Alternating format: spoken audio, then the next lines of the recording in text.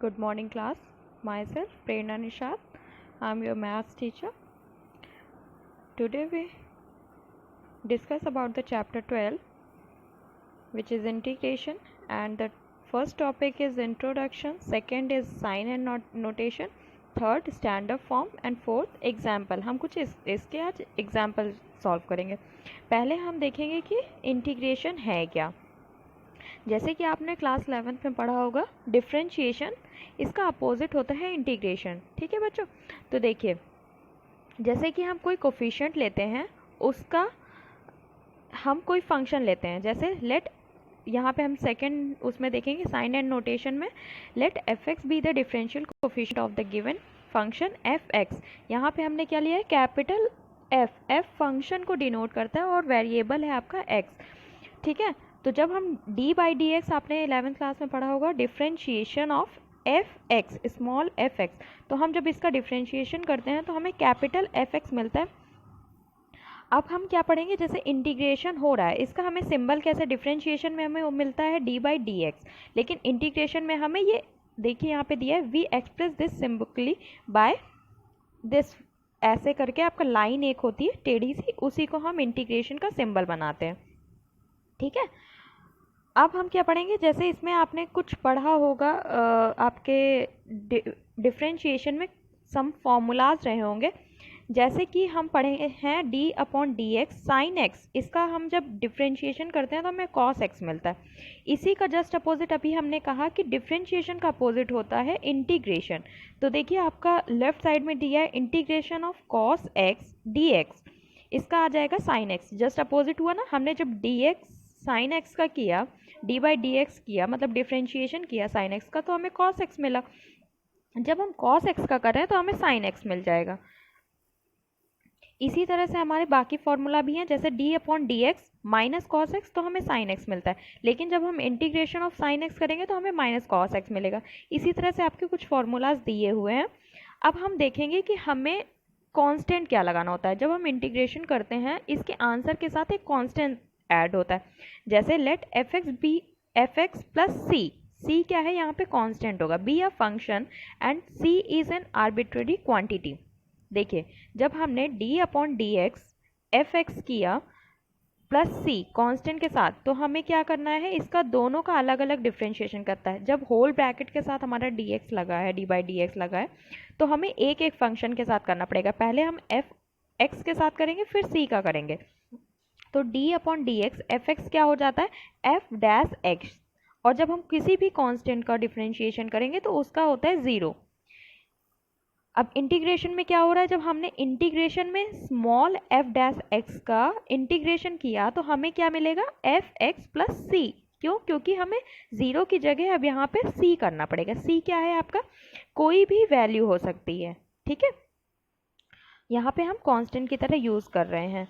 अब हमें ये देखना पड़ेगा कि इसके कुछ फॉर्मूलाज क्या हैं. Integration is the reverse process of differentiation, जो कि मैंने आपको पहले ही बताया है. पहला फॉर्मूला, इसमें आपको सबसे पहले एक फॉर्मूला याद करना पड़ेगा, D upon D X X N minus one. इसका क्या होता है, एन प्लस वन. ठीक है, एक्स के पावर एन. नाउ अब हम नेक्स्ट पेज में देखते हैं, जैसे हम यहाँ पे अभी हमें फॉर्मूला मिला है. यहाँ पे आप एग्जाम्पल फर्स्ट में देखिए, आपका क्वेश्चन दिया है integrate X to the power 7. ठीक है, X to the power 5/2, X to the power minus 3/2, X to the power minus 12. तो सॉल्यूशन में हम आपको देखेंगे, पहले हम एग्जाम्पल से पढ़ाएंगे बच्चों. आप जब एग्जाम्पल की प्रैक्टिस करेंगे तो आपका जो एक्सरसाइज होगा वो ईजिली आपको समझ में आएगा. तो देखिए, पहले एक्स टू द पावर 7 है, इसका हमें फॉर्मूला क्या लगाना है, ये ऊपर वाला लगाना. जैसे X to the power N, N की जगह आपको 7 दिया हुआ है. ठीक है, इसका हमें फॉर्मूला क्या है, X to the power N plus one upon N plus one, where N does not equals to minus one. अब देखिए, जब हमने इसका किया एक्स टू द पावर 7 का, तो हम इसी के फॉर्मूले पे बेस्ड है, X to the power 7 plus one, मतलब एन प्लस वन अपॉन क्या आएगा, एन प्लस वन. एन क्या है, 7, तो फिर से हम करेंगे 7 प्लस वन, क्या आ जाएगा, X to the power 8 upon 8. तो यहाँ पे देखिए, हम इसको ऐसे भी लिख सकते हैं 1 अपॉन 8 या एक्स टू द पावर 8. तो ये सिंपली आप लिख सकते हैं एक्स टू द पावर 8/8. ठीक है. नेक्स्ट आता है एक्स टू द पावर 5/2. अब आपकी n की जगह वैल्यू क्या है, 5/2. तो हमारा फॉर्मूला क्या है, x to the power n+1 upon n+1, ठीक है। तो 5/2 + 1 हम करेंगे तो 7/2 आ जाएगा, और 5/2 नीचे जब हम डिनोमिनेटर में करेंगे तो आपका क्या आएगा, 7/2 ही आएगा, लेकिन हम इसका रिवर्स प्रोसेस कर देंगे तो 2/7 x टू द पावर 7/2, ठीक है।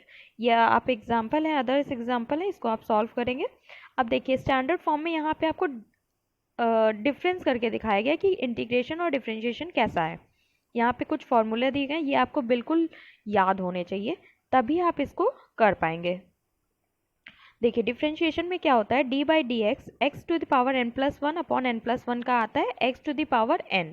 अब इंटीग्रेशन में क्या होता है, हमें x to the power n का इंटीग्रेशन करना होगा, तो हमें एग्जैक्टली डिफरेंशिएशन वाला फॉर्मूला मिल जाएगा, x to the power n+1 upon n+1। इसी तरह साइन x का होता है cos x का, एंड सो ऑन, ठीक है। अब हम इसके कुछ एग्जाम्पल्स करेंगे, जैसे कि यहाँ पे दिया हुआ है इंटीग्रेशन करना है। तो देखिए बच्चों, पहला है evaluate the following integrals. First one is integration of x to the power 6 with respect to dx। तो यहाँ पे हमारा पहला क्या है, हम इंटीग्रेशन को जैसे हम d/dx दिखाते हैं, तो इंटीग्रेशन में आपको मैंने साइन बताया ही है, उसको आगे लगाएंगे, फिर लिखेंगे x to the power 6 and dx। इसका हमें क्या फॉर्मूला लगाना है, x to the power n+1 upon n+1, तो हो जाएगा क्या, x to the power 7 upon 7, ठीक है, समझ में आया। सेकेंड है आपका question, integration of 1 upon x to the power 1/4, इसको भी उसी फॉर्मूले से करेंगे बच्चों। Let i be the integration of d/dx upon 1/4। तो यहाँ पे हमें क्या करना है, इसको रिवर्स कर देंगे। तो जब हम किसी भी पावर को या किसी भी नंबर को नीचे से ऊपर ले जाते हैं तो उसके साइन में चेंज हो जाता है, इसीलिए यहाँ पे क्या किया है, x टू द पावर -1/4 कर दिया है। अब हम इसको सॉल्व करेंगे, क्योंकि 1/x की कोई भी हमारे पास फॉर्मूला नहीं है, इसीलिए हम इसको x के फॉर्मूले में चेंज करेंगे। अब ये चेंज हो गया x टू द पावर -1/4, तो n की वैल्यू क्या हो गई आपकी, -1/4। जब -1/4 में 1 प्लस करेंगे तो आपका 3/4 आ जाएगा, इसीलिए इसका आंसर आएगा 4/3 x टू द पावर 3/4। तो बच्चों ये आपके अदर एग्जाम्पल है, इसको आज सॉल्व करेंगे। आज के लिए इतना ही काफ़ी है, नेक्स्ट में हम आपको इसकी और एक्सरसाइज करवाएंगे। Thank you.